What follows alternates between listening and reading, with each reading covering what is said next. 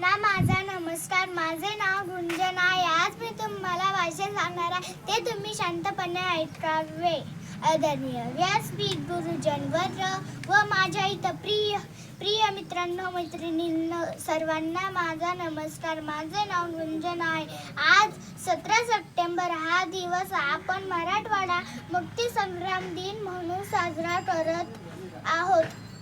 सर्वप्रथम सर्वांना मराठवाडा मुक्ती संग्राम दिनाच्या आनंदाच्या खूप खूप शुभेच्छा.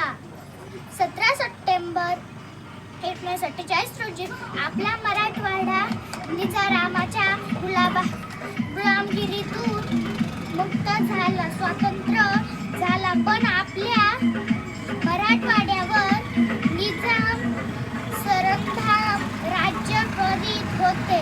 त्यांना अन्याय आपली जनता सहन करीत होते. या अन्यायात विरुद्ध स्वामी रामानंद तीर्थ यांच्यापर्यंत निजाम शरण आला नाही. सरदार वल्लभभाई पटेल सरदार वल्लभभाई पटेल यांनी 13 सप्टेंबर 1948 रोजी पोलीस कारवाई सुरू केली. 17 सप्टेंबर 1947 रोजी निजाम शरणावर आला नाही. मराठवाडा स्वतंत्र झाला. तेव्हापासून 17 सप्टेंबर हा दिवस मराठवाडा मुक्ती संग्राम दिन म्हणून साजरा केला जातो. तेवढे बोलून मी माझे 2 शब्द संपवते. जय हिंद, जय भारत.